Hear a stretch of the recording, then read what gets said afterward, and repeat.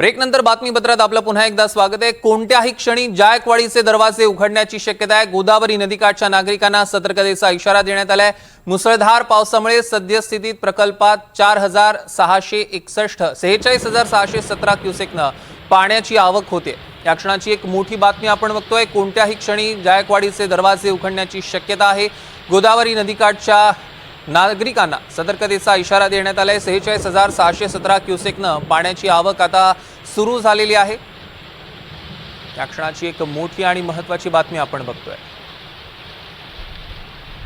या संदर्भातले अधिकचे अपडेट्स आपण घेणार आहोत। मोहसिन शेख आपले प्रतिनिधी आपल्या सोबत जोडले गेलेत, त्यांच्याकडनं। मोहसिन, सौरभ, नक्कीच मराठवाड्यासाठी ही एक दिलासादायक बातमी आपल्याला म्हणता येईल। जरी मराठवाड्यात 9% पाऊस या धरणांमध्ये कमी असला, म्हणजे जो पाणी साठा आहे मराठवाड्याचा तो 9% गेल्या वर्षीपेक्षा कमी आहे। असं असतानाही जायकवाडीचे दरवाजे उघडण्याची वेळ येत असेल तर मराठवाड्यासाठी एक महत्त्वाची आणि आनंदाची बाब आहे। आपण बघतोय की नाशिकच्या भागामध्ये, म्हणजे वरच्या भागामध्ये गेल्या काही दिवसांपासून जोरदार पाऊस होतोय। तिथल्या धरणांच्या पाण्यातून मोठा विसर्ग सुरू आहे आणि तो थेट गोदावरी मार्गे जायकवाडीमध्ये पाण्याचा आवक जी आहे ती सुरू आहे। 40,000 पेक्षा अधिक आवक आता सध्या जायकवाडी धरणात सुरू आहे आणि 83% म्हणजे 83.39 म्हणजे 84% जायकवाडी धरण भरलेलं आहे। आणि अनेकदा जे आपण बघितलं तर 85% नंतर जायकवाडी धरणातून पाणी सोडण्याचा निर्णय अनेकदा घेतला जातो।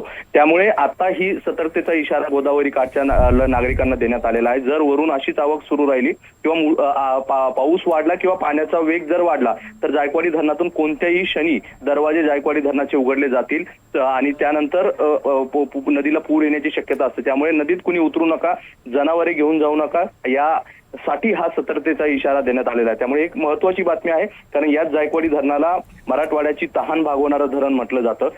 अनेक जिल्ह्यांना पिण्यासाठी आणि पाणी पुरवठा करण्यासाठी, जनावरांसाठी, शेतीसाठी हा पाणी वापरलं जातं। त्यामुळे एक मोठा दिलासा मराठवाड्याला कुठेतरी हा मिळणार आहे आणि जायकवाडी धरण यंदा पुन्हा एकदा भरतो की काय अशी देखील शक्यता आहे, कारण वरचा पाऊस सुरू आहे आणि पाण्याची आवक देखील जोरात सुरू आहे। निश्चितच मोहसिन, या संदर्भातले अधिकचे अपडेट्स आम्ही तुमच्याकडनं घेणार आहोत। तुर्तास धन्यवाद।